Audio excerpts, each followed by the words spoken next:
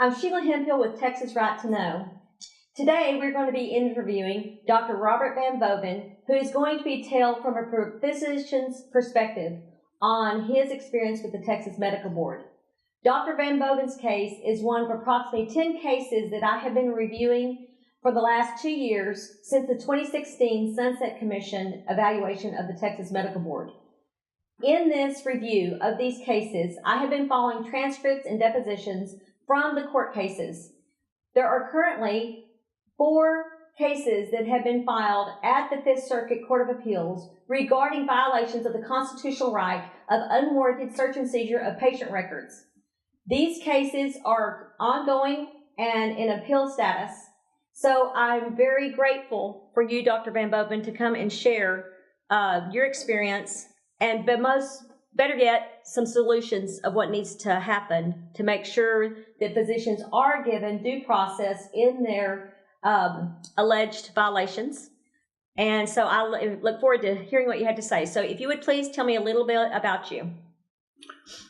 Hi. Well, I'm a neurologist, and I've been practicing here in Texas since 2007, and initially working with our wounded warriors at Fort Hood and our veterans in Central Texas, and then more recently went into private practice in 2012.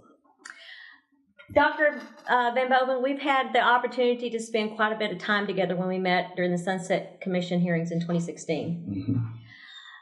After visiting with him, Dr. Van Boven has a passion for revealing mispractices that can result in patient injury or patient harm. And that started in some of your instances at earlier hospitals, as well as the VA incident, where you were one of 2 physicians who were called before Congress to testify regarding challenges experienced by whistleblowers and how the reluctance of physicians to report problems within hospitals have resulted in a culture of silence that has been correlating to a major cause of having hospital mistakes be responsible for patient harm, where the 3rd leading cause of death has been reported as being mistakes.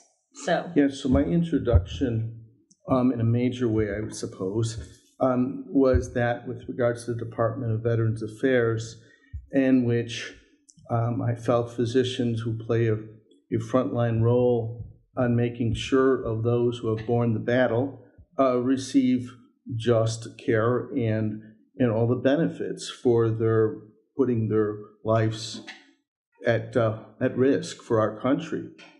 And so as the director of a traumatic brain injury program in Central Texas, I ended up coming across more than $2 million that had been shunted on a program to help heal those with traumatic brain injury. And when I investigated where the misspent money was allocated, I found out that it was used for quid pro quo for administrative favors, having nothing to do with the intended purpose of the funds. And when I raised concerns to the senior administration in Central Texas, there were efforts to number one, deny problems, downplay problems, and then finally to disparage me for doing so. Well, these are common motifs in whistleblower, the whistleblower's face when speaking out. Ultimately, I fought back with regards to these denials. The Office Inspector General came and verified violations. The Office of Research Oversight nationally did the same. There was a Central Texas caucus of senators and representatives also decrying what was going on. And ultimately, the VA attempted to disparage and did dismiss me, and I sued the federal government, went before the Merit System Protection Board, ended up having letters from veteran service organizations and senators and representatives, and ultimately the Department of Veterans Affairs paid a settlement. And the lessons learned from the strategies to discredit and disparage were brought before Congress on a special session to see if they could increase protections for whistleblowers, because at the time, the Merit System Protection Board, which is for all federal employees, that the success rate for veterans, for federal employees that would blow the whistle, the success rate of them being prevailing was 1%. So I was a 1%er in that situation, and fortunately was able to help to speak out about example tools of retaliation, being having administrative board of investigations being turned on their head, so that instead of carrying out a complaint, being flipped over and becoming retaliatory tools against those who are blowing the whistle. That's one thing that Congress took up to change. So there's a trail of 99% of people who are trying to do the right thing by reporting potential problems of patient injury or patient harm that don't get resolved, obviously, if only 1% prevail. At the Merit System Protection Board, and or those that are speaking out about our fraud, waste, or mismanagement of government, because unfortunately, you know, I'm not the only one, obviously. Large bureaucracies, sometimes they can lose a vision of their mission, and it becomes more about the function is to feed the bureaucracy and sustain and justify the bureaucracy in its budget, so that you know, those that it was designed to serve are shortchanged, and I think that that's something that's pretty commonly understood for our veterans. So that was the backdrop in terms of, you know, then going into private practice. So tell us a little bit about what began as a situation of you reporting patient injury, patient harm. Sure. So I started at a nascent hospital in 2012 that initially was, again, very exciting, just like when I was hired to be the director at the VA in Lakeway, Texas. The problem is that it had financial problems from the get-go. It secured a $167 million loan backed by Housing and Urban Development for a underserved area in Lakeway. Lakeway, like on the outskirts suburb of Austin, Texas, was considered underserved? Yes, underserved region. And typically these loans are for underserved areas where you have underprivileged folks that don't have access to health care. But it turns out that Lakeway received the largest loan ever issued, public loan for a private hospital. But because of the low patient census from early on, within 1 year, the hospital defaulted on the loan. And you can imagine that, you know, when you are having financial difficulties for equipment, for staffing, for education, and behind on payments, then it can create stress on the system. And I end up reporting more than 20 cases internally, exclusively for 2.5 years, about deaths or harms of patients that internal complaints? Internal complaints to the administration and medical executive committee of patients that died or were harmed, I believed, due to deficiencies that constituted breaches in standard of care and or safety violations. What did they do to resolve the issues?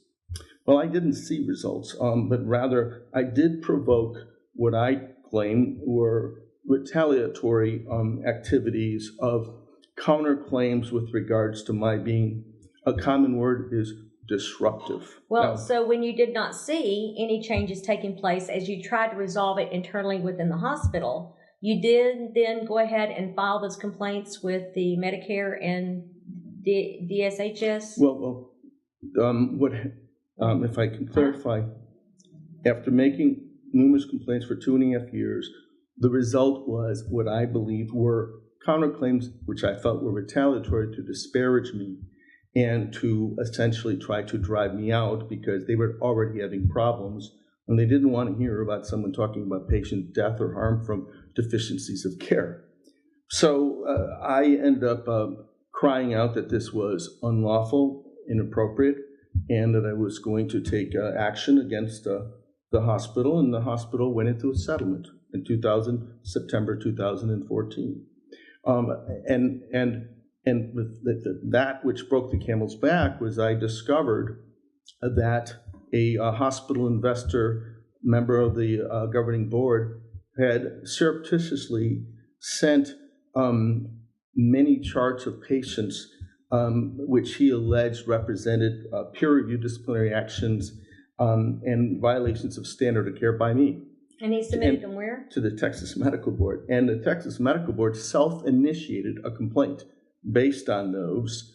And as a result of learning of these false representations, namely I'd never had a peer review and I'd never breached the standard of care, I end up threatening to sue, and that's when the hospital went into a settlement, September 14. Several weeks later, I learned of another case that the Texas Medical Board added to their list of a self-initiated complaint.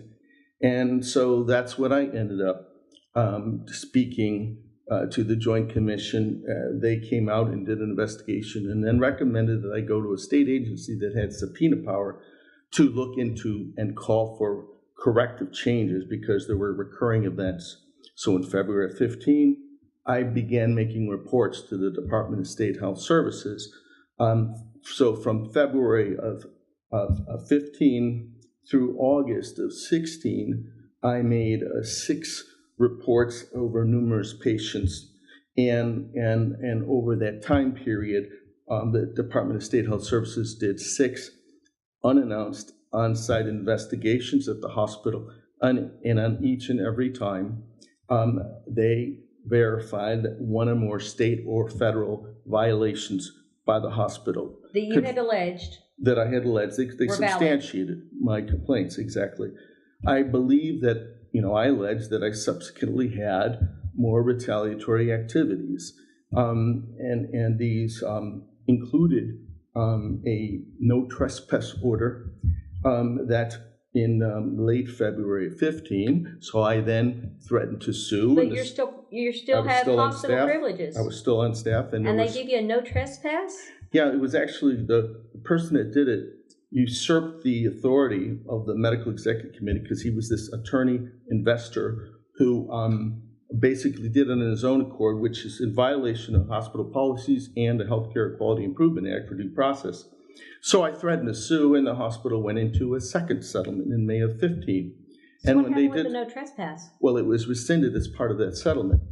However, 1 week later, when I was at the hospital visiting a friend... Oh, that's right. They were changing ownerships. No. Not yet? Okay. So 1 week after the second settlement, where they rescinded the illicit no trespass order, I was approached by a friend and patient whose wife he suspected was having a stroke. He asked for my help.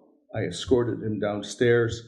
And then the police were called, and the allegation by the hospital's administrator was that as a medical staff person, if I didn't have a consult, I couldn't be in a patient care area. And that if I was visiting this patient, who I didn't know, that was the accusation, I had to be escorted, even though I was on staff, to the patient's room by a nurse. This is all poppycock. But at that point in time, an immediate no trespass order was again issued on June 8th of 15. After I left, body cam videos demonstrated that this chief administrative officer who made these, confabulated these tales, ended up telling the police, you have to understand, he's been making all of these reports to the Department of State Health Services, to the Federal Centers for Medicare and Medicaid for 8 months. And we had enough. We couldn't take it any longer. And so she was giving her true explanation on body cam videos about the malice and the vitriol towards me. So after that event, where I was nearly arrested, but for showing that the no trespass order had been rescinded days earlier, but for that I would have been arrested. So said the policeman dispatched for the emergency. Said, if you didn't have that letter, we would have arrested you. So I then... Had they ever given you notice on that? Well, this was one in which they had the, months earlier, the investor lawyer had given notice, right? and then it was rescinded as part of the settlement number 2. So then I sued the hospital in August of 15, and for these activities and breaches after the second settlement and after the first settlement, bad faith activities. And ultimately, a year later, the hospital went into its third settlement with me. And they again agreed to rescind and expunge the second no trespass order issued in June of 15. And I said, well, I want to see that you've given a notice to the police this time so they're not hoodwinked, so they know it's been settled. And at that same point in time, they were also transitioning, and such that Baylor was taking over the hospital operations, took over the lease on September 1st of 16. So on the 31st, the third settlement was released, but the exhibit was never released. The exhibit showing that the no trespass order was again rescinded. This was withheld. And I was, so hence, it was material term of the settlement violated. Okay. So the following day, I, in good faith, visited not the hospital, but a medical office building to re-nurture relations with referring doctors and patients and so on. And on the following day, September 2nd, unbeknownst to me, the police were called again by a number of the same administrators, CEO, now president of the hospital, facilities manager, same person, Lakeway, changing their hat to Baylor. They ended up contacting the police again and saying, we saw him on the grounds. And but when asked if there was a no trespass order for that medical office building, they said, well, it has a separate address, and no, but maybe he doesn't know it has a separate address. And so what they ended up doing is they said, well, let's put together a new no trespass warning ticket against him for the hospital, for the medical office building, and a clinic, and we'll let all the staff know about what we're going to do about this fellow, so that next time, as the regional security fellow said, he thinks, because he thinks we're just stupid, but next time when he comes, we'll just call you and you can drag his little ass and throw him in jail. And all this is on video cam. Yeah. And the police officer said, yeah, that's what we'll do. And then he demonstrated how he was going to kick me. And then the hospital facility manager, Mr. Silas Powell, said, well, don't kick him too hard. You might lose your shoe. And they all had a good laugh about that. So sure enough, 5 days later, in the intervening days, no phone calls, emails, certified letters to me or my lawyer. No notification. About Baylor Scott and White now issuing a no trespass, asking the police to do a warning, which is a ticket that they normally do after they say we want a no trespass notice. So no notice and no issuance of a Baylor Scott and White warning ticket, obviously, because I wasn't there. When I ended up going to see another patient, a friend, but not a patient of mine, but a patient at the hospital, who had had a very serious complications for surgery. I went to the hospital thinking all was well, new ownership, no history, no problems. On the way out, I was confronted by security saying, we have a new no trespass warning and orders against you. And I said, well, that can't be so. I just had a settlement with the other hospital. They said, no, this was last week, and the police are here, and they're looking for you. And I thought, this is silly. So I waited for the police in the lobby, and he also wanted to detain me. And I said, you can't detain me. You can tell me to leave, and I'll leave. The police came over in the lobby and said, well, you have a no trespass order against you. I said, no. I said, I was completely unaware of one. He says, well, we were here 5 days ago, and they said you were on the property. I said, well, I wasn't on the property. I was in a medical office building. And he then rebutted. He said, well, we have a new one against you from 5 days ago. And I said, well, if you had a new one, then why didn't anyone tell me? He says, well, I'm telling you now. I said, fine, I'll leave. He said, no, you need to come with me to your office so I can print out a criminal trespass ticket from my hip. And I said, no. I said, you have no right to detain me. I must leave. Penal code says you tell me to leave, I must leave. And that's what I'll do. And he said, well, you're trespassing now. And I said, what do you mean? He says, well, the security fellow told you to leave. I said, that's exactly what I'm trying to do. And then he held out his hand, stopped me, and said, you're under arrest. And then I said, for what? He said, for resisting arrest. I said, that's a circular argument, or do you not understand that concept? And so ultimately, I was handcuffed in public, disgraced, with no notice of a no trespass order, and subsequently stripped and put in jail in Travis County downtown, handcuffed for hours. But upon showing the police body cam videos, the prosecutor from Travis County immediately rejected the charges. The court at the Lakeway for, quote, assault, namely, apparently he's claimed that I struck his arm when I was being handcuffed, that was similarly dismissed pre-trial. And I subsequently sued the police officers, and the city of Lakeway paid $55,000 for a wrongful, in settlement of my claims of a illegal arrest. And so that, and hence now I am in litigation with Baylor and Lakeway for conspiracy. So far you haven't had any involvement with the Texas Medical Board at this point? Are you already indeed. in it? Indeed. That you knew what? Did you know about it? Well, What's happening? Yeah, so back before the first settlement, May of 14, the investor lawyer sent 14 cases, and then the TMB ended up self-initiating a complaint against me, and then they added a case number 15 in October.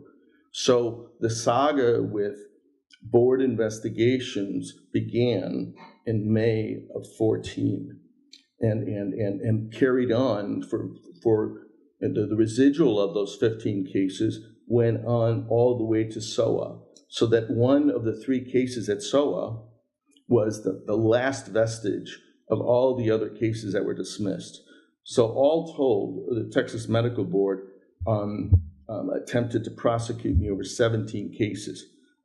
2 were cases in April, May of 15 of individuals with hospital connections that 3 weeks apart alleged boundary violations. And one individual, I end up, on both cases, I argued that they had classic motives of false allegations. They received diagnosis from you that wasn't necessarily what their hopes had been, based to substantiate some car wreck evidence of harm, or yes. diagnosis that that's right. would inhibit employment potential driving, or right. So one person was contemplating what would be a more than $1 million lawsuit claim of some pre-existing brain condition that was worsened by being rear-ended. The problem is he didn't have the pre-existing condition, so that dashed that lawsuit potential claim. And the other person, the bad news was I indicated that she had an previously undiagnosed condition of epilepsy and couldn't drive and couldn't drink alcohol. And both of these were very, very financially threatening to both. The other ones were obviously that the individuals were, one person was referred, or actually went to the same hospital that I was in litigation with 4 days earlier, but denied ever being there. And the other one was sent by a hospital investigator. Conflicting testimony, and I might add, in the sexual boundary violations, it was pure perception. No contact, per se. Right, yeah, in terms perception. In terms of... not patient injury, harm, contact. Well, yeah, I mean, so it turns out that you're right, that it turns out that the issues, the implausibilities were attested to, and the classic things that are known to be associated with false allegations was attested to by a foremost leader, a Harvard professor psychiatrist who's written a book on boundary violations, who was my expert witness, and cited that the two had evidence of contamination, evidence of contradictions and inconsistencies, evidence of things that were contradicted by the medical record, Evidence of implausibilities. For example, one person saying that I had them walk in a straight line, heel to toe with their eyes closed, but the medical record shows they couldn't do it with their eyes open, which make it illogical then to say, well, it's like saying you can't do a push-up with two arms, so now let's have you do one with one arm. If you already failed one test, it's illogical to repeat the test, etc. But they implemented some restrictions upon your license. Yeah, so 10 months after the first allegation was made in April 15, 10 months later, or actually 7 months later, in November, the ISC, there was an Informal Settlement Conference. show compliance conference, meaning where the accused has to show the burden of proof that they didn't commit a violation, which I think is an affront to due process in our country, the bedrock being an assumption of innocence. You have to prove your innocence rather than the state having to prove the guilt. By the term show compliance. It's not show you're guilty, it's show so you get the complaints filed against you, and it took months before you even... Well, yeah, so in April, one patient made a complaint, patient B. The informal show compliance in November for that allegation, and the allegations put forth by the hospital were vetted by the informal show compliance conference. That patient, patient B, who was found without merit, and 9 of the 15 were determined to be without merit, and I was offered a remedial plan. I rejected the remedial plan because I indicated that although I agreed that patient B had no merit and the 9 didn't have merit, that all 15, of the hospital's complaints had no merit, and I would not accept the remedial plan stating that I committed any violations of standard of care. Would make me a hypocrite because I had made these reports to DSHS. So I refused the remedial plan offer. 3 months later, in February, the 2016. the other patient whose complaint was from May of 15, again, not emergent, Mr. Freshour granted a continuance of the informal show compliance conference that was scheduled for February 16 of 16. And, but curiously, around that same period, February 12th, the hospital's lawyer called my lawyer and said, unless Van Boven drops his lawsuit against us, he'll never practice in his town again. 5 days later, Ms. Schwanholm invoked that there was an emergency, that I represented imminent danger to the public based on the allegations from April and May the year prior. So, which is odd. And she alleged that I was incompetent and failed to provide proper care, but had presented no expert witness, which is required by statute. And this was at the same time in which there was still a remedial plan on the table, in which patient B had already been vetted and found without merit. But I then learned that days before applying for that temporary suspension restriction here on February 17th, 5 days after the lawyer gave the ultimatum about dropping the lawsuit, that Ms. Schwanholm and Mr. Palizzola had called the patients whose ISC was held in November, whose case was dismissed, and encouraged her, if she would agree, to come and testify, and told her about the other patient. So, contaminated evidence. She then agreed, and then... Is that not witness tampering? Or? It is. In fact, the contamination was evident by some identical but both implausible tales in their accounts. But long and short of it was, they then exacted a temporary suspension restriction hearing, forbidding me from treating women, and that was invoked on February 29th. So where does this restriction show up? Where was it posted? Well, so that, at the time, it's posted in a Texas Medical Board website in terms of any license of the physician. So I immediately went and fought this. Was it part through of their bulletin that goes Yes. out? It was in their like printed bulletin that went out. Well, it's an electronic format, Okay. but there it Imprint, was. Yeah. Okay. So I went to an informal settlement conference subsequent to that emergency hearing, and Mr. Palazzolo then instructed the informal show compliance conference in April of 16 that today was not the day to litigate, meaning that the decision had already been made, and so they shouldn't make any decisions which about the evidence in which was supposed to be afforded an opportunity to present my side of the story and have the broader picture considered by SC. So that, again, made a mockery of the informal show compliance. They were literally told by the prosecutor, this has already been taken care of, there's nothing to happen today. So they then complied with his request, and For the restriction in February 2016. they adopted it Okay. just summarily. I presented a 70-slide presentation over an hour, not one question or comment or asked a request for clarification. It was a rubber stamp. Subsequently, I then appealed, contested the case before a formal adjudication of SOA, the State Office Administrative Hearing. That turned out to be a 5-day event. Well, but you were restricted in February 2016. Did you get prompt opportunity to get to a SOA hearing, or was that delayed?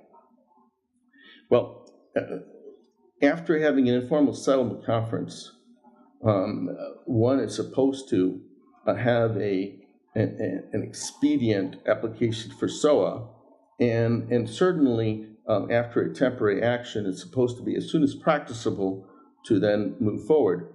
Obviously, well, it didn't happen. And if you compare nurses, for example, or dentists or other disciplines, they're typically guaranteed a SOA hearing within 30 to 60 days. Obviously, mine did not occur, rapidly. May of 2017. Right, May of 2017. So Very, very, very delayed. So about after 15 months delay. Yep. Okay, so in May of 2017, you have your SOA case. Yeah, so we had Bring in all your experts, 5-day. it's a 5-day, 40 hours, a total of 20 witnesses, and several thousand pages of documentations and exhibits. So that Friday is when it was closing arguments, wherever the prosecution could sum up, the defense summed up, and my son and I, and a member of the Texas Medical Association attended that whole day to listen to Right. the case. Right. When they gave their closing arguments and it was concluded, I looked over to the TMA representative and I said, did I miss something? Because I didn't see one instance of patient injury or patient harm. He said, nope. I said, this should terrify every physician that could be strung out purely on the basis of perception of harm that could be reported by patients without evidence. So May of 2017, you're waiting for your... Actually, to that end, it's also notable that Mr. Palazzolo also sent an email to my defense lawyer at the time, who was new, and ended up arguing that, well, you have to understand that this is impersonal, but Dr. Van Boven has been going after the licensees of my staff, the law licensees, filing complaints with the Texas Bar. And he also, appealed to the emotions of my lawyer, saying, and he's been making complaints against my general counsel as well. And the fact that he's been making complaints against the hospital, i.e. to the Department of State Health Services for patient harm, he said that gives me concerns for patient safety. So we had some of that going on. So after Did you get any support from the Texas Medical Association? Sure. Yeah, the TMA wrote an amicus brief against the hospital for unlawful retaliation for... And an amicus brief is a write-up from an independent third party giving support to the defendant, validating why your case had merit of defense. Yeah, they spoke to the fact that this battle and this fight was not just applicable to me, but it was an affront the whole autonomy and the purpose of a physician. I mean, it goes back to the ancient Greeks and the Hippocratic Oath, which says that the doctor's obligation is to keep patients from harm and injustice. But if you are preventing the doctor from being candid and transparent and disclosing practices that threaten or are unjust, for example, cover-ups of patient harm or error, that's just in direct affront to the physician's role. And so the TMA, Rhode Advocate, is saying that, you know, for quality of care to be improved, one has to learn from errors, because to err is human, but to cover up is the crime. And but unfortunately, you know, if you have a chilling effect on reporting for fear of reprisals, which is, you know, clearly the case by many studies in terms of hospital employees, 60% indicate that if someone is harmed by a hospital error, they will not report it for fear of reprisal. That's 60%. And in terms of physicians, they have more to lose. They're the least likely of members on the hospital staff to make any incident reports whatsoever nationally. And so it is a major problem, and a common means by which control is exerted and silence exerted is to call someone who might be speaking out disruptive. So it's a misuse and abuse of the term. And Dr. Van Boven, I've been recently contacted by nurses who are giving identical complaints against the Board of Nursing that I've been researching regarding complaints from physicians about the Texas Medical Board. In many instances, it seems to be, and this is a very small sampling, complaints made to facilities that are either in financial stress, that are trying to attain magnet status, or maybe JCAHO evaluations, that the facilities do not want any reports of any kind of problems that could put a blemish on them, that could impact their reimbursements from Medicare, because their scoring system correlates to what they're reimbursed for, what they're may be able to bring in the event that they're trying to sell. So I just now starting to hear the consistency between what nurses are reporting to compare with what physicians are reporting, and even complaints from patients about their involvement with the Texas Medical Board. Underreporting is prevalent. Underreporting because either one doesn't recognize it's an error, or because one is afraid of being retaliated for reporting the error, and or other reasons. And the long and short of it is that even with that caveat, more than 250,000 people are estimated to die from a mistake, a preventable mistake, which ranks at number 3 in the nation behind heart attack and cancer, according to Macri at Hopkins, in terms of a study by British Medical Journal a couple years ago. That's more than double from when the problem was first evidenced by the Institute of Medicine report to Errors Human in 1999. So the numbers haven't gone down, but the nostrum to cure it continues to be the wrong one, i.e., the model of improving healthcare is litigation, which doesn't cut the numbers, and punishment of a scapegoat.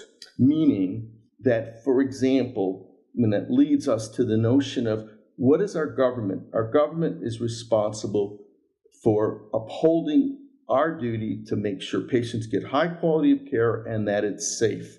And the government is supposed to carry out that function to address the needs and to be accountable to the citizens it serves by following the laws and the rules by legislators that put out to make sure you both hold those accountable or hospitals, etc., accountable for errors, but at the same time not infringe upon the rights of those that are accused, because it should not be in our government. Well, it's not to accuse to lose, but rather our bedrock of due process is the presumption of innocence. And that is the definition of a bedrock of due process. But if you have a presumption of guilt, or deny due process, then it becomes a process of punishment that hasn't cut the death rate from hospital mistakes. So the stats on when I pulled the open records request on the number of SOA cases from 2006 to 2017, in 2006 there were 110 SOA cases and 78 ruled in favor of the physician. In 2007, the number of cases tripled to 341, and only, I believe, I can't have the number there, but very, like 4 or 5, I can't remember. It was dramatic difference on how many resolved. There's been a disproportionate rise since tort reform. 2007? Actually 2003. Okay. In 2003, the TMA was heavily involved, and I've learned from them about tort reform that was made so that to encourage a number of practicing physicians in Texas. They were fearful of the medical malpractice litigation, and so tort reform the idea was runaway awards correct. For injury. So they capped it at $250,000. Right,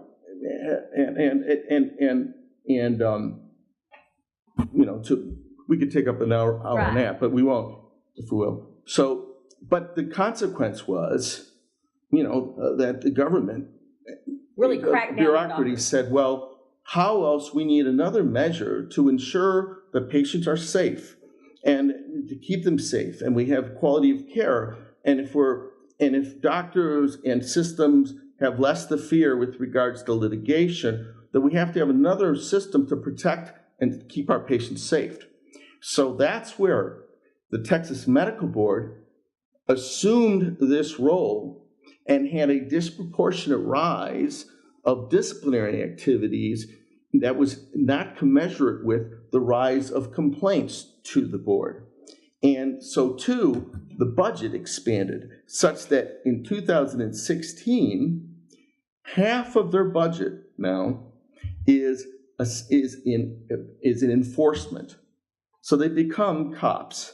15,500 evaluations went on in 2016, but of those, only 5% were truly found to be substantiated. So I would argue that it's an abundance and excess of enforcement dollars, $12 million a year, with little yield and little result in terms of decreasing patient harm or safety. It might feel good, and it justifies a bloating budget, but it doesn't correct the problem. The Institute of Medicine has shown that education is the issue. Education on cognitive errors, learn what you're doing, detect a mistake. Education on communication, education on technology and the equipment and supplies, the system errors, just like in the airline industry. That's the source of where we save lives. But education constitutes 2% of the TMB budget. So the money spent in the wrong area, and ultimately, in terms of disclosure and learning from errors, those who do not learn from the mistakes are condemned to repeat it. But if you have no positive feedback loop of learning, error, learning, and enforcing new changes, if you cut off that cycle by a repressive, suppressive fears culture, it doesn't happen. Whatever you do, don't report a report, cover it up, act like it didn't happen. Instead of saying, if you need help, bring it to us, let's fix the problem, and improve procedures. Yes, transparency and disclosure to patients is I think, worse than the mistakes. Lying to patients, covering up from patients, not letting them be partners in this. Patients are not idiots. They know when you're being sincere. They know when you're lying to them. And that is much worse than the mistake. And so I think if some states are pushing forward with no fault laws or insurance putting on the side so there's no litigation. So if there is this kind of mistake or defect with the device, they don't have to go to court. They don't have to have more than a third of the money going to the lawyers. It can go to the patients and their families. And so I think that kind of open, honest, transparent system helps everyone, and it builds trust, restores trust between the patient and the doctor. Instead, we have third parties such as in a state bureaucracy or an agency that, in this case, does not have active oversight, so therefore they do not have to follow the laws and rules, and their motives can be to win rather than to find truth, so that they can show the statistics that they're meeting their target performance measures. The Texas Medical Board has a statutorily based target performance measure or quota to discipline at least 12% of doctors. Prosecute the term. To successfully prosecute and then discipline 12%. at least 12% of claims against physicians. Arbitrary. I can see maybe investigate, make sure you're doing something, but prosecute, that's already making the decision. Unbelievable arbitrary. They self-initiate, as in my case, 1 out of 5 cases. They self-initiate, which has a confirmation bias. In other words, if you've initiated a complaint, you darn well find something to prove yourself right. Now, in these informal settlement conference, a comment that has been made is that I call it the take it or leave it. It's where they do their own investigation, they pull their own experts to review the case. There's a tremendous number of errors being reported about that the experts were not given all the exculpatory evidence which would show the innocence of the physician because the expert reviewer never saw it. There's complaints that the expert reviewers are not in the same peer review of specialty. Right. That possibly the medical board is shopping to get the right 2 reports that agree with the board. You don't know if they gave it to 2 and the results you get are the 2 reviews of the reviewers, or if that was just 2 of the 4 that they consulted. Right. So a longstanding complaint and calls for legislative change are to not hide the ball. And a selective pool from which they obtain so-called peer reviews. For the informal show compliance, again, I want to emphasize, it's the burdens on the physician to show that they're innocent, which is, again, an affront to due process of presumption of innocence. The experts come from a panel that the board chooses, and I have, and a number of people have reported that if the panelist, the peer expert that works for the board and is paid through the board, doesn't side with the board, then they're not called upon again. And the defendants are not allowed to see all reports, good or bad. So there is cherry picking. So the 2 experts are given discovery. No, it doesn't necessarily mean 2. In other words, they might start with 2, and then if they don't agree, they get a 3rd, and then they get a composite as opposed to all 3 reports. So that's a call for change. So the physician doesn't actually see what actually I've been told that the reviewer doesn't get to see the other reviewers. They don't get to compare. Well, as they shouldn't. But then the medical board consolidates those into the consolidated opinion of the board as they evaluate those review reports, and it's the medical board report is the only report that the doctor gets to see. Yes, namely, the doctor ends up looking at a composite report that is, and I don't know who does it, in terms of composite of expert reports that are paid by or paid through the board, and they don't get to see the raw data from the individual experts. And again, the pool of experts should not be chosen and be paid by the board. They should be truly independent. For example, Dr. Katsanis had spoken in terms of being from a medical society where you have random individuals that might be in the same area who do not have financial incentives to participate in these activities for a true peer review. But moreover, the notion is that at this informal show compliance conference, that yes, there are rules in terms of a physician being able to provide evidence that they believe will show that they are not guilty. In my case, I was told by a board panelist, you're not allowed to give your presentation. You're going to simply sit there and answer our questions, a complete affront to the statute with regards to due process and defense. Withholding exculpatory data when the temporary suspension application occurred, Ms. Schwanholm withheld the fact and the documents that showed that one of the 2 patients had already been vetted in informal show compliance and found without merit. That entire proceeding and those data were withheld from the panelists at a temporary suspension restriction hearing. So there's a lot of problems. And ultimately, I mentioned it's like putting your finger in one hole in a dike and then the water comes out somewhere else. Because there's not stakeholder review of the rapidly changing rules. There's not necessarily, there's many ways to deny someone due process. One of the complaints after, I call it the take it or leave it, after they've done their investigation, and the board pretty much in the ISC decides that you're guilty and what your penalty may be for your settlement offers. That in one case, the statement was, you can appeal, but if you do, it'll open up your entire practice to our investigation. We always find something, and no one ever wins an appeal against the Texas Medical Board. So it's called submission through attrition. By having 15,000 informal evaluations is enough to terrorize physicians, and you end up having defense lawyers whose business is not about feverishly fighting for exoneration, but to cut a deal.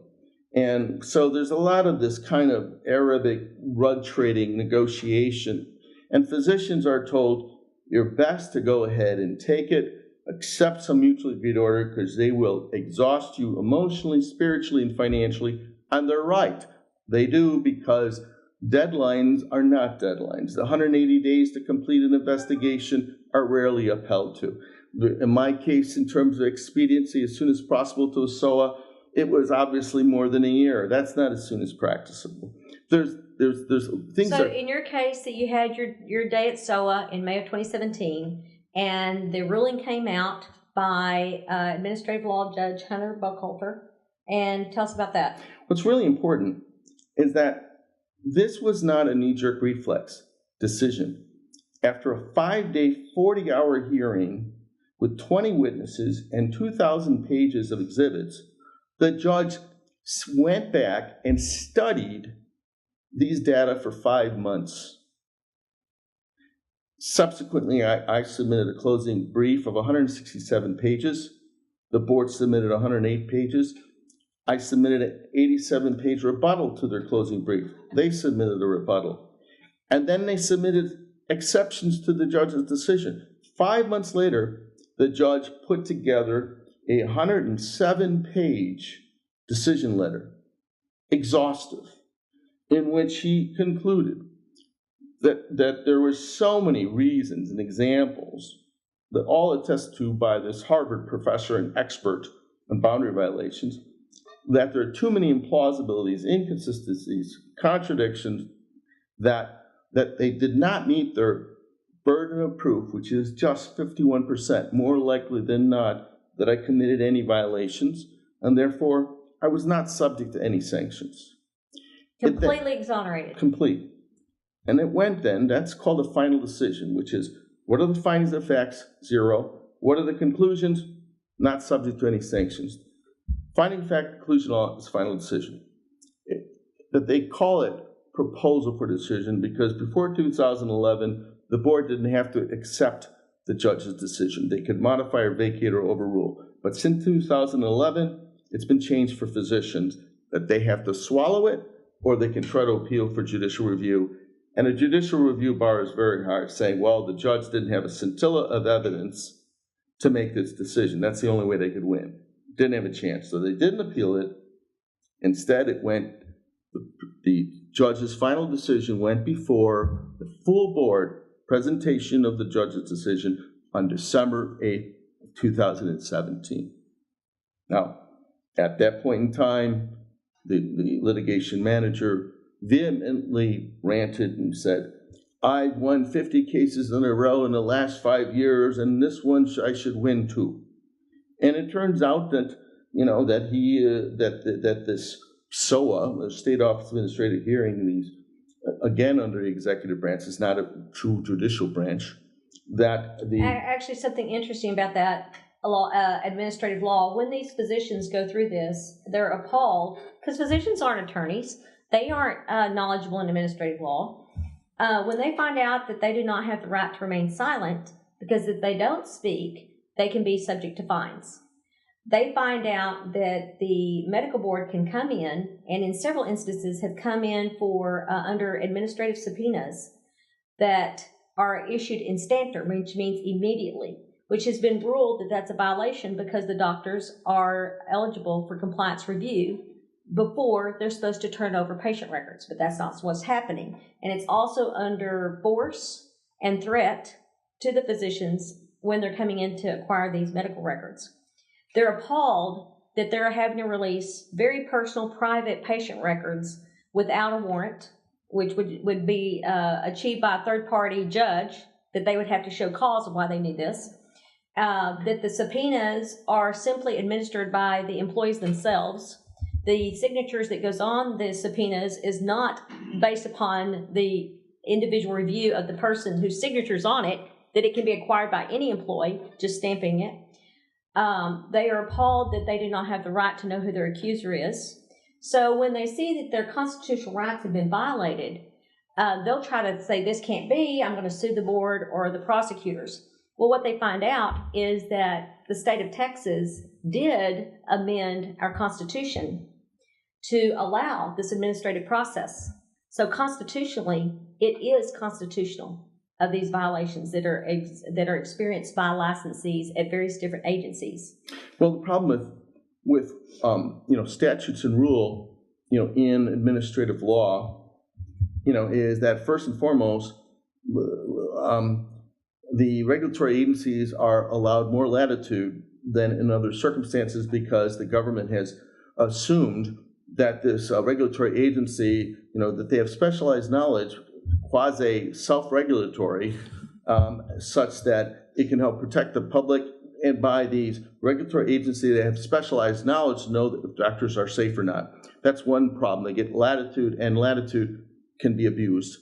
But then the second thing is that when it gets to statutes and rules, it reminds me of one time a priest had said, Scripture is like soap. It's only useful if it's applied. But the problem is that, when I went to an ISC and I saw that a number of laws and rules had been violated, they're not even following their own rules. I spoke to my lawyer about this. I said, this law and that rule, and he said, Robert, what's your problem? There are no laws. There are no rules with the board. The common statement is, we're the Texas Medical Board and we can do whatever we want. Well, and the truth of the matter is they can and do, because all complaints against the board are to be vetted by the board. And what's interesting about that, it is impossible to be independent and objective about oneself. And that's called tyranny. And unfortunately, until and unless we have active independent oversight that was raised by the Teladoc lawsuit, there's a void of that. Until and unless we have that, there is no disincentive because there's no culpability, with rare exception. The medical board's defense, the medical board never even had a link on the website to accommodate to make a complaint against the agency. Well, not until July 2nd had there ever even published a protocol for making a complaint against the agency. It's in law. It's in law, actually. In the Sunset Commission. In the protocol. In the Sunset Commission. Okay. In their protocol, it is to complain to the agency about the agency to be resolved by the agency. Now, to their defense, it is that structure because the legislature has failed to set up any oversight. So the board can only do what the legislature gives them direction to do. So if there's not oversight, it is the responsibility of the legislature to set up that structure. I completely agree, and I doubt that the board would be so inclined and inspired to call the legislature and say, please have independent oversight to make sure that we're following the laws and the rules. I think they've reveled in the fact and have abused that. Well, I would like to think they would welcome that opportunity to show how well they're performing these, following their rules and regulations. Well, their feelings aside, or their emotions aside. It's just, if you took this and extrapolated to government in general, that you don't have independent accounting, a government accountability office, then you have chaos. And now, you have, and part of my looking into the situation, I'm just trying to figure out where the problems are so that they can be identified and they can be fixed. When I called to find some outs from information, it took me 45 minutes to get a live body. When I got that live body, she said, well, you're fortunate because a lot of people take 2 hours to even get, and there's 11 lines, and there's a glitch in some of them that you can be on hold for an hour and 45 minutes and you're just dropped. So what I found out was, of the 11 lines to service 78,000 licensees, there were 2 people on task to do that. So it's high priority for the TMB, not. Well, they just recently added 6. Okay, so they've added some to that. So what I found out is in 2017, they generated $30 million, predominantly from licenses, that immediately go into the general fund. That general fund is then allocated back to all the different agencies. So when one of my recommendations was that they have live streaming of their board meetings, and actually I think all agency board meetings should be live streamed, so the licensees have an opportunity to at least assign someone to be watching what's happening, because the information in these meetings is very important. I think you're right. Hang on. No, I agree with you. On the video aspect of it, they were talking about it would cost money and they don't have funding, which I thought was absolutely ridiculous because of the $30 million. They took $13 million to operate, so they were had a surplus of $17 million. But you're telling me that you don't have enough money to provide video live streaming? And I said, well, at least take your audio recordings, which they do now, and post them on the website. Right now, the only way you can get the audio recording is to do an open records request where they have 10 days to get it to you. Look, you're preaching to the choir. It's called transparency of government, all right? And it should be across the board on government.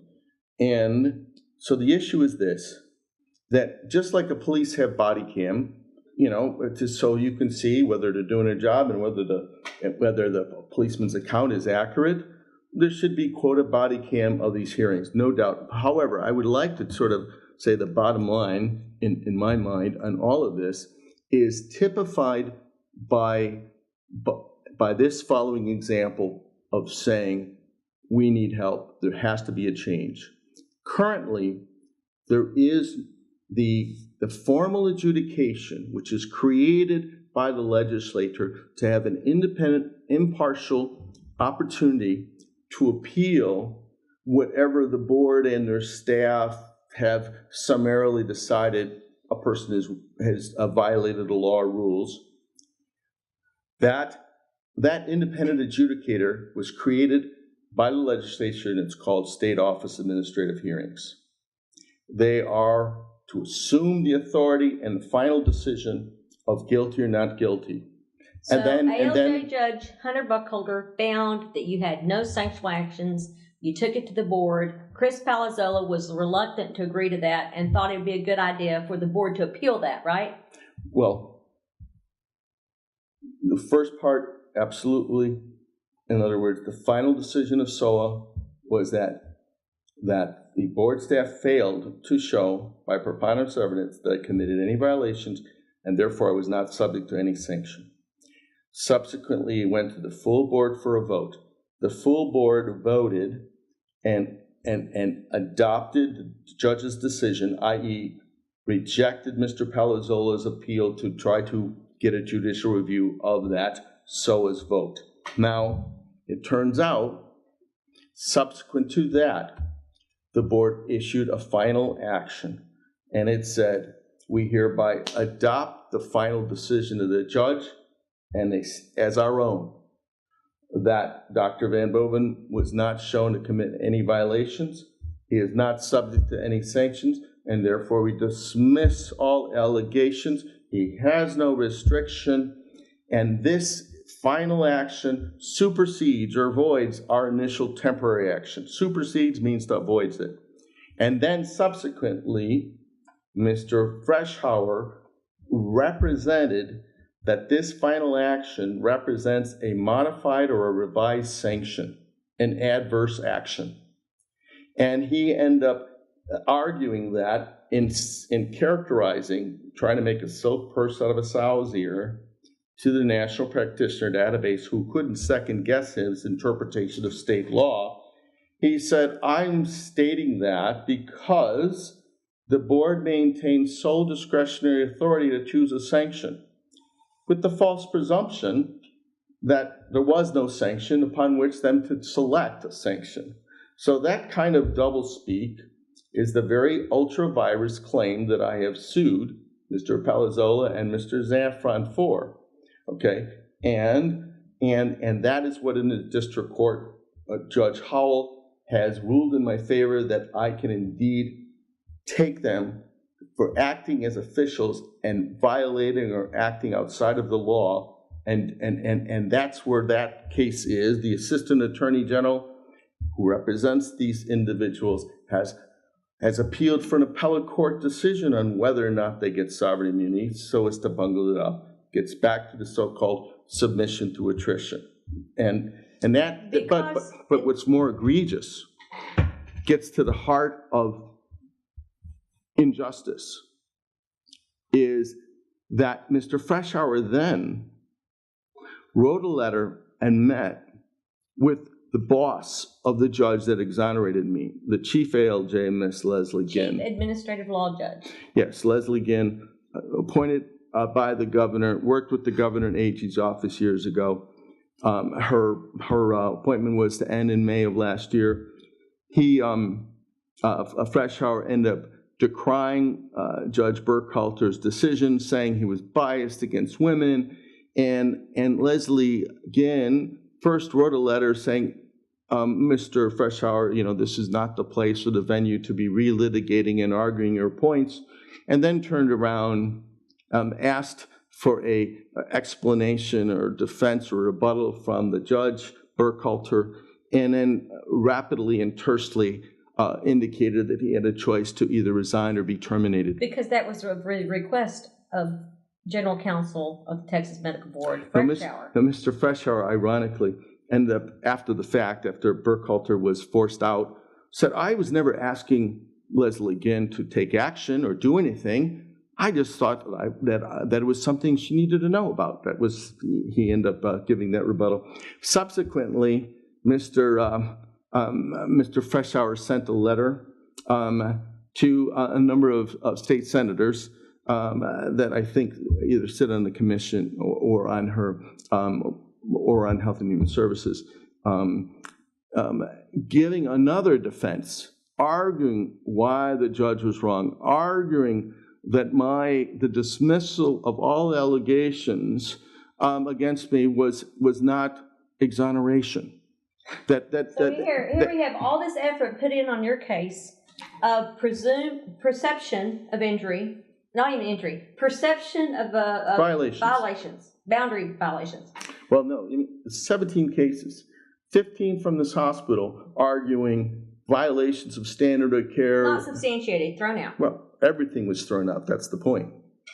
So we have all this, and yet here are instances that you can see on WFAA reports on a particular physician, spinal doctor, who had multiple, and I've heard reports anywhere from 12 to 24 patient complaints filed against him, a patient dying on the table, use of proprietary instruments for the spinal fusions, and everything was dismissed on him in June of 2018. Look, Animal Farm, a notable quote was, all animals are equal, but some are more equal than others.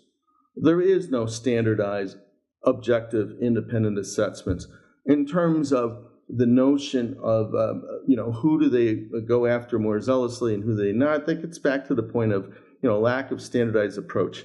There's a problem. And more importantly, the fact that the Texas Medical Board was able to terrorize all the remaining judges at SOA, creating an exodus of judges from SOA, and because to know that the integrity of the judicial process was vanquished by this unbelievable tampering with the independent adjudicative authority of Judge Burkhalter by his being pushed out because of Mr. Freshour's complaining about a decision. That's insane.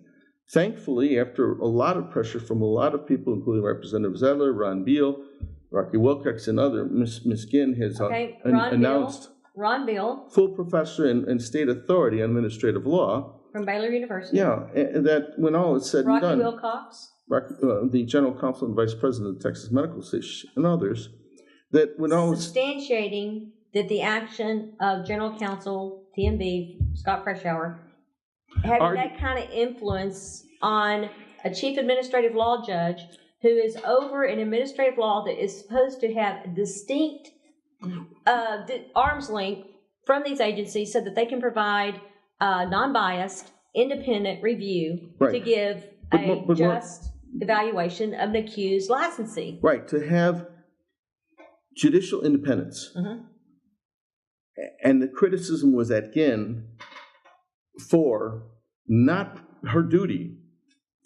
Obligatory duty was to protect and preserve the independent adjudicative process of her judges. So that's where the criticism was directed. When all is said and done, thankfully, in the end, she decided it's a new year and it's time for me to move along after her 2.5-year tenure. But now, where do we go from here? Very simple. The silver bullet is all about accountability in government.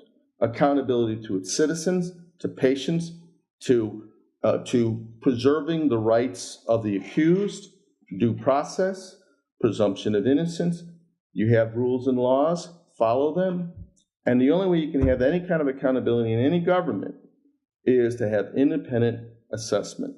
And a simple means would be to adopt or expand the activities of the Office of Inspector General for violations of law and or improprieties, just like in the VA. It's not purely financial. With HHSC, and use some of that $11 million surplus annually. 17. For that duty, or even the first step, fine, let it be an ombudsman, but just someone outside of the accused to be evaluating if there's wrongdoing. There are 4 cases of 4 physicians in the last few years, Contropia, Berry, Morgan, and Zeta, who have filed suit for federal constitutional violations of unwarranted search and seizure for patient records. Mm-hmm. These cases are currently at the Fifth Circuit, and some of them have won in favor of the physician not granting qualified immunity in one instance, which the state is appealing. And since it's the job of the Texas Attorney General to defend state agencies, we have AG attorneys pleading, trying to defend these egregious actions, in my opinion, of the medical board coming in, gathering patient records with law enforcement, DEA agents, DPS agents, information of communications back and forth, which if the law enforcement thinks there's a problem, I'm not an attorney, but why wouldn't they get their own search warrant and go in under the color of criminal law, which would give proper due diligence and the constitutional rights of silence, representation, and then have TMB behind them helping to evaluate the case? There's a blurring. In other words, the Texas Medical Board enforcement activities have become more like police, like a police agency. And the problem is we have no one policing the police. And that's the problem. And so due process out the window. And we simply need someone to police the police. What I found disturbing as just a member of the public, one of the approaches that the AG's attorneys are trying to defend this is trying to define the practice of medicine as a closely regulated industry. Well, the Supreme Court has defined closely regulated industries to be liquor store sales, firearm sales, mining, and running automobile junkyards are the 4 categories of closely regulated industry, which pleadings are taking place by the AG attorneys to make the practice of medicine a closely regulated industry, which would make our patient records with our physician subject to unwarranted state inspections, just walk-ins and get whatever they want, rather than having some invocation of a complaint or reason to be in there. Right. Now, this is contrary. It's contrary to HIPAA. Well, contrary to what I have found is the 2000 ruling from then AG John Cornyn, who said that no, that the practice of medicine is not a closely regulated industry because of the need of patient-physician confidentiality. So Right. I want to thank you for your perseverance. I want to thank you for continuing the good fight, because I know your intent is to provide a better environment to provide good health care and good outcomes. So thank you, Dr. Van Boven. I would Pleasure to be encourage you to visit www.texasrighttoknow. If you click on medical, you will see this posted under TMB accountability, and there's also a very interesting tab on functional medicine. Please get involved, share this on Facebook and through your email list.